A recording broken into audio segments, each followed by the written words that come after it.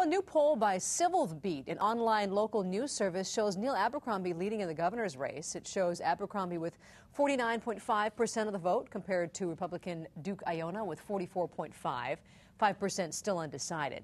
Civil Beat conducted the automated telephone poll of more than 1,100 likely voters on October 23rd. That has a margin of error of plus or minus 2.9%. And joining us now, political analyst Neal Milner. So even with the plus or minus 2.9, it's pretty darn close. It's pretty darn close. The people who do fancy things with numbers have said for the last couple of weeks that the probability is in favor of Abercrombie winning, but it's very close, and this pretty much reflects the same thing. Both candidates have to operate as if this is a neck-and-neck race.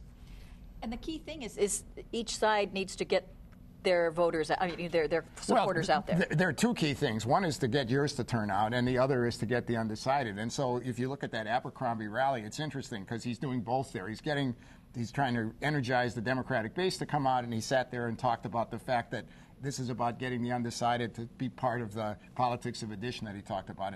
The undecided ones are the ones that really will make a difference. Now, but the Democrats do have a particular turnout issue because presumably the Republicans are more excited about this election and are more likely to turn out.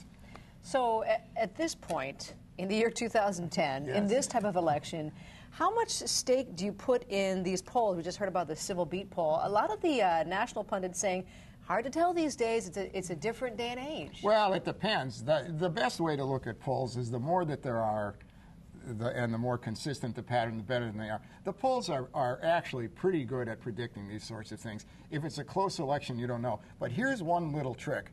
You can't rely on any measure of momentum at the end. One of the things we know about polls is that how they were doing before a certain point does not predict how they're doing at another point. So it's tricky. But if you have lots of polls representing something that's fairly consistent, that's a pretty good indication of how things are going on, provided you take the margin very seriously. But these are so close that you don't want to just rely on these polls. And we have more and more of the early voting, too, which is just so hard to figure in. Well, you can figure it in. It shows up when you poll, but it's hard to figure out now when you campaign. How do you deal with that? All right. Thank you very much, Neal. You're Always welcome. a pleasure to have you here. Sure. Well, don't forget Election Day next Tuesday, beginning at 5 p.m. We'll have live coverage of all of the major contests, including governor, House, and Senate seats, and the interesting mayor's race on Maui.